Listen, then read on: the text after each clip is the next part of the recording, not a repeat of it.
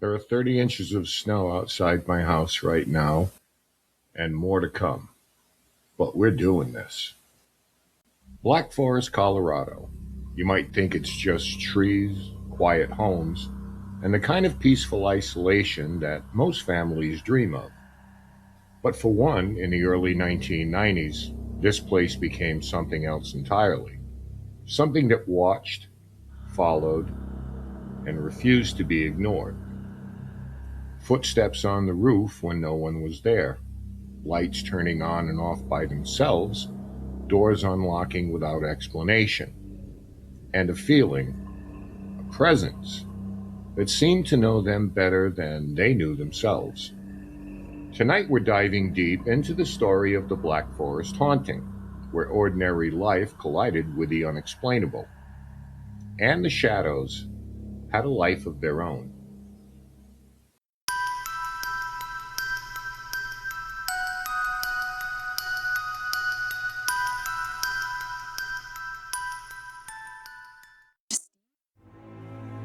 Black Forest, Colorado, is the kind of place that feels like it exists outside of time. Tall ponderosa pines stretch as far as the eye can see, and even in the middle of the day, the forest floor swallows sound. By day it's peaceful, serene, almost magical. But at night it's a different world. Shadows gather, the wind moves through the trees in strange ways, and a feeling settles in your chest that something is watching. For decades, Black Forest was just land, timber, ranches, cabins, and quiet lives. But in the early 1990s, one house would turn the area into a household name among paranormal enthusiasts, and the stories that unfolded there would shock even experienced investigators. This is the story of the Black Forest haunting. In 1991, Steve and Beth Lee, along with their two young sons, moved into what they thought was their dream home, a spacious two-story log cabin sitting on 5 wooded acres. The property was quiet, private, and perfect for raising a family. The house had no history of violence, no tragic deaths, and no local stories of hauntings. It was, as far as they knew, just a beautiful piece of land in the woods. At first, everything seemed perfect. The family settled in, enjoying the isolation, the wildlife, the smell of the forest, and the peace that only a place like Black Forest can provide. But soon, subtle things began to happen that made the Lees feel as though their dream home was not quite theirs alone.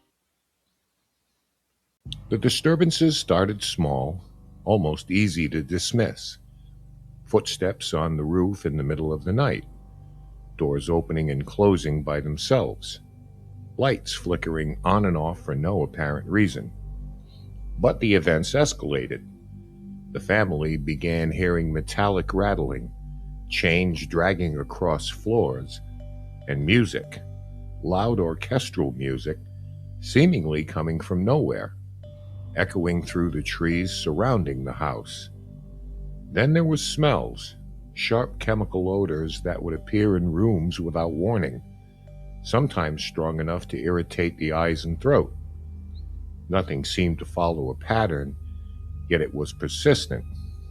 At first, the Lees tried to rationalize the occurrences. They thought maybe it was mechanical issues or small animals. But it quickly became clear that something else was at play. Concerned for their safety and sanity, they reached out to the El Paso County Sheriff's Department. Over the next 2 years, deputies would respond to more than 60 calls from the Lee residents. Each time, they investigated reports of break-ins, triggered alarms, and strange noises, but consistently found no evidence of trespassers. No forced entry, no footprints, no criminals. Yet motion detectors went off in empty rooms, windows that were locked were found unlocked, and lights turned on by themselves. It became so frequent that even law enforcement admitted quietly that something strange was happening, something that didn't fit the patterns of normal crime or accidents. With conventional explanations exhausted, Steve Lee took matters into his own hands and installed surveillance cameras, hoping that the truth might be caught on film. What the cameras captured was both fascinating and unnerving. Orbs of light moved through hallways, sometimes stopping abruptly, sometimes bending around corners as if guided by intelligence. Shadowy figures appeared on tape, sometimes humanoid in shape, sometimes indistinct. In several shots, faces seemed to form in midair, staring at the lens before vanishing. The activity was concentrated, predictable in its unpredictability, most often occurring on the second floor, in the bedrooms, and around a large mirror in the master bedroom. Steve documented everything meticulously, keeping detailed logs of times, dates, and locations. This wasn't random. It had structure, intent, and a chilling awareness. Meanwhile, the Lee's sons began to describe things the parents hadn't noticed. Lights floating in their bedrooms, figures standing silently at the doors, and a sensation of being observed. They weren't terrified in the traditional sense. They spoke about it calmly, as though these occurrences were part of their daily life. Beth Lee later explained that this was what frightened her most. The children treated it like it was normal. The house didn't feel angry, she said. It felt aware, alive in a way that the family could sense, but not fully understand. By the mid-1990s, the story had reached the producers of Sightings, a popular paranormal television series. A production crew arrived at the Lee home in 1995, bringing with them cameras, equipment, and investigators, including psychic specialists. Almost immediately, activity escalated. Crew members reported sudden emotional shifts, fear, anxiety, and intense sadness. Equipment malfunctioned. Objects moved on their own. One investigator even collapsed, claiming she felt a presence enter her body. It quickly became clear that this wasn't just the family experiencing something unusual. This was a phenomenon that seemed to affect anyone who entered the house. The first psychic brought in was Echo Bodine, a well-known intuitive with experience investigating unusual phenomena. As Bodine walked through the home, she described sensing multiple entities, more than 20 presences, concentrated in specific areas like the living room, upstairs bedrooms, and around mirrors.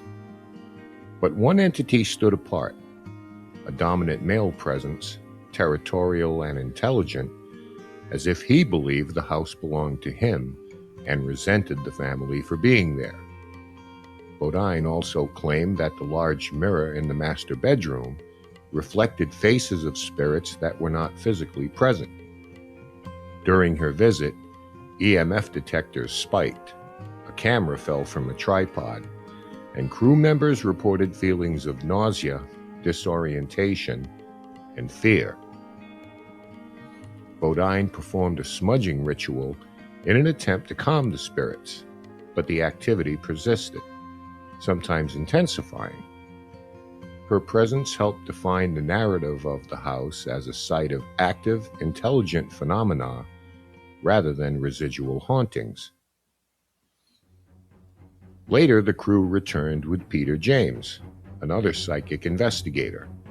James immediately described the property as sitting on a powerful energy vortex, a concentrated point of paranormal activity unlike anything he had seen before. He focused on a second-floor closet, describing it as a potential gateway or portal through which entities moved in and out. During the session, James called out the name Howard, a name unknown to him but recognized by the Lees as a close family friend, connecting a spirit to a real person without prior knowledge. He reinforced Bodine's earlier observations about mirrors, claiming they functioned as transitional surfaces rather than simple reflections.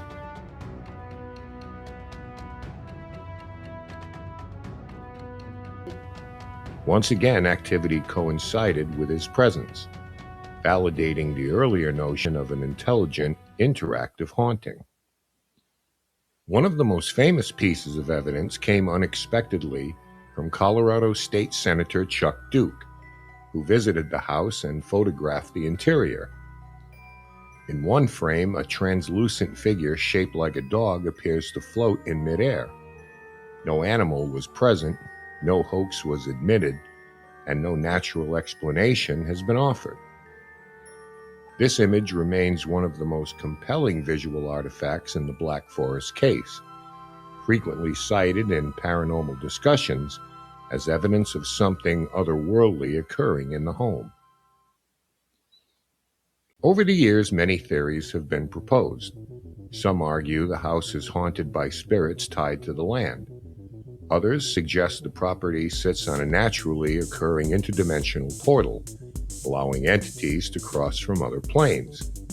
Skeptics propose environmental factors, electrical issues, or psychological reinforcement, but no explanation has been accounted for the consistent reports, the involvement of law enforcement, the volume of activity, and the experiences of both psychics and multiple independent witnesses. The truth may lie somewhere in between, or perhaps beyond anything we can currently comprehend. Eventually, the Lees moved out. The emotional and psychological strain had become too great, despite their best efforts to understand and document the activity. The property has since changed hands multiple times and remains private, off limits to the public. Locals continue to report strange lights in the woods, odd sounds, and an uneasy feeling that the forest itself is watching. While there is no official evidence of continued activity, the legend of the Black Forest haunting has grown, captivating paranormal enthusiasts and curious locals alike.